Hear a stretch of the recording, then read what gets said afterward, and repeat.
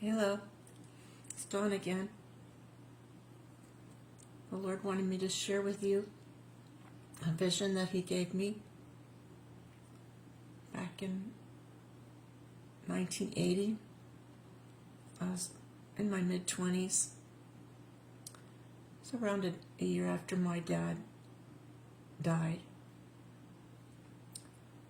And I was laying in bed.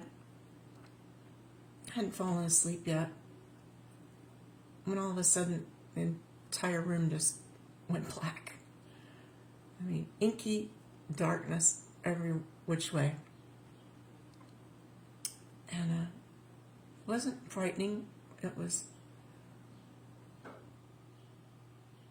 kind of felt like water, because I found myself moving through it, heading somewhere. I had no idea where, but I was progressing through it. And it felt like being underwater, real silky, comforting, kind of, just moving along. And out in the distance, which is kind of hard to imagine seeing distance in inky darkness, but that's how it felt.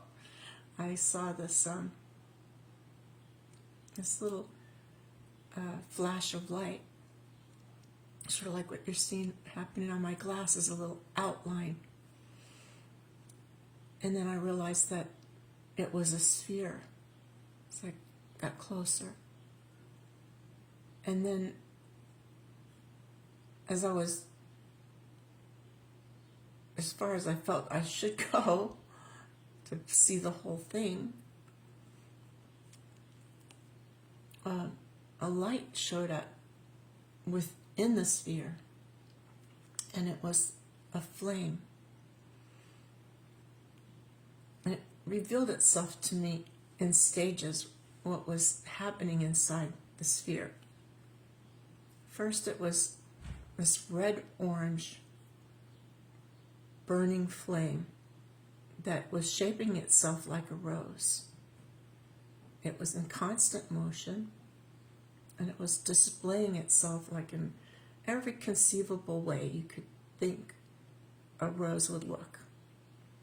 Not so much changing colors, but changing shape like a bud, and then slowly blooming into a big, full bloom rose, and then back, folding on itself back into a bud, and just never really made the same image twice. It somehow just miraculously, in a living sort of way, was dancing like fire does. You've seen campfire where the flames seem to be dancing. That's what this rose was doing. And it seemed just alive. And it was giving off this peaceful feeling, and kind of an innocence, and a comforting sweetness, like, I don't know, purity and innocence. It was so beautiful. And as I watched it, I realized I could see that there was this kind of this dancing up and turning into a, you know how flame would give off a little fume or sparks or steam, kind of going up from it to the top of the sphere, and then it would hit the top of the sphere and then come down, condensing into a liquid and pooling at the bottom of the sphere.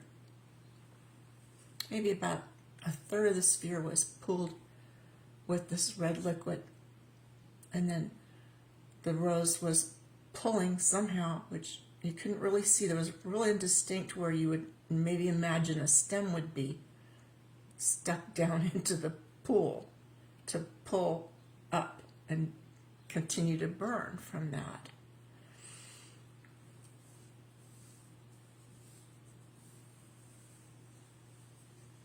it wouldn't let me see how it did that. It was that area was indistinct at first, but it was continuing to burn on its own exhaust. The exhaust would go up, it would pull down in droplets, it would settle, and then it would be drawn back up and burn again and again. And, just continual, the whole process. It was really amazing because there wasn't any point where I couldn't see what was going on, even though obviously you'd think maybe the fluid would be coming down the front of the sphere and I wouldn't be able to see. But it managed to not do that. So let me see what was happening in this circulation was continual. And just the most beautiful thing I have ever seen. I have often wished that I could see it again. And I've tried to recreate it in my imagination, but there's no way. It was too incredible to even recall, except in an outline way like I'm trying to tell you. So I spent quite a bit of time just adoring it because it was amazing. When I realized that there were other beings also in that darkness. Out of sight, I couldn't see like their faces, but they were all facing it as I was. And I had the feeling that that's all I was a face. And maybe like my body was directly behind me. It was a real unusual feeling, like it had us all transfixed face to face. And I wondered, who are they? What's going on here? And after some time of just peacefully staring at it and taking it all in, mostly